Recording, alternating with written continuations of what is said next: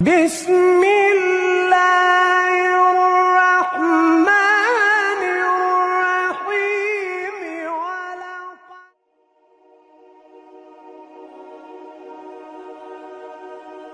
السلام علیکم ورحمۃ اللہ وبرکاتہ۔ ناظرین کرام، دنیا کی زندگی ایک لمحاتی امتحان ہے۔ عزت، دولت، طاقت سب عارضی ہے۔ اصل کامیابی اس دن ہے جب بندہ اللہ کے حضور سرخ رو کھڑا ہو۔ وہی کامیاب ہے جو حق پر قائم رہے، چاہے دنیا اس کے خلاف کیوں نہ ہو جائے۔ اے اللہ، ہمیں حق پر چلنے، حق کے لیے قربان ہونے اور ایمان پر خاتمہ نصیب فرما، آمین ثم آمین۔ ناظرین کرام، پچھلی ویڈیو میں ہم نے ذکر کیا تھا کہ کس طرح جنگ صفین کے آغاز میں پانی کے مسئلے پر دونوں لشکر آمنے سامنے آ گئے تھے اور بالآخر حضرت علی رضی اللہ عنہ کے لشکر نے دریا کا قبضہ حاصل کر لیا۔ لیکن یہ فتح ایک بڑی جنگ کا آغاز تھی، نہ کہ اختتام۔ میدان صفین اب ایک ایسے امتحان کے دہانے پر تھا جس نے تاریخ کو ہلا کر رکھ دیا۔ ایک طرف حضرت علی رضی اللہ عنہ کا لشکر تھا جو خلافت اسلامیہ کی وحدت اور امت کی بقا کے لیے لڑ رہا تھا، تو دوسری جانب حضرت معاویہ رضی اللہ عنہ کا لشکر تھا جو خون عثمان رضی اللہ عنہ کے قصاص کے جذبے سے لبریز تھا۔ نیتیں دونوں کی پاک تھیں، مگر فہم و اتحاد کا فرق دونوں کو جدا کر چکا تھا۔ میدان صفین میں تلواروں کی جھنکار، نیزوں کی چمک اور نعرہ تکبیر کی گونج فضا میں پھیل چکی تھی۔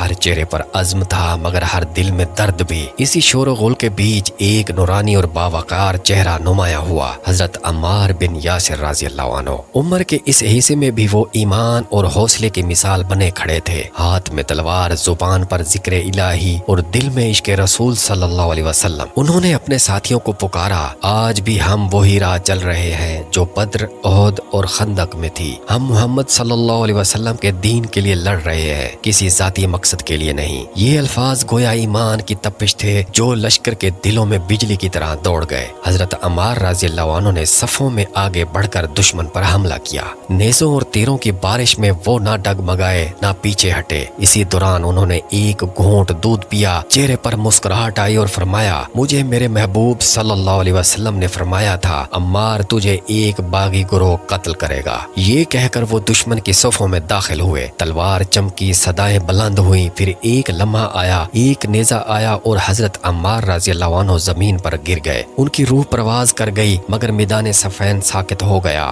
زبان پر آخری الفاظ تھے، اللہم الیک المصیر، اے اللہ تیری ہی طرف میرا لوٹنا ہے۔ حضرت عمار بن یاسر رضی اللہ عنہ کی شہادت کی خبر پھیلتے ہی صفین کے میدان میں خاموشی چھا گئی۔ سپاہیوں کے چہرے زرد پڑ گئے، سب کے دلوں میں ایک ہی بات گونجی، یہ وہی عمار رضی اللہ عنہ ہے جن کے بارے میں نبی کریم صلی اللہ علیہ وسلم نے فرمایا تھا عمار کو باغی گروہ قتل کرے گا۔ یہ الفاظ صفین کی جنگ کا رخ بدل دینے والے تھے۔ بہت سے لوگوں کے دلوں میں شک کے پردے ہٹ گئے۔ حضرت علی رضی اللہ عنہ کے لشکر میں ایمان کا جوش دوبارہ جاگ اٹھا اور حق و باطل کی سرحد واضح ہو گئی۔ عمار رضی اللہ عنہ اپنی جان دے کر امت کو یہ سبق دیے گئے کہ حق کبھی طاقت سے نہیں، نیت کے خلوص سے پہچانا جاتا ہے۔ ان کی شہادت نے حضرت علی رضی اللہ عنہ کے لشکر کے حوصلے بلند کر دیے، لیکن ساتھ ہی دلوں کو غم سے چور کر دیا۔ یہ وہ لمحہ تھا جب امت کے اختلاف نے خون میں رنگ پکڑا اور وہ زخم چھوڑ گیا جو تاریخ کے سینے میں آج تک تازہ ہے۔ تاہم ہمیں یہ بات ہمیشہ یاد رکھنی چاہیے، حضرت علی رضی اللہ عنہ ہو یا حضرت معاویہ رضی اللہ عنہ،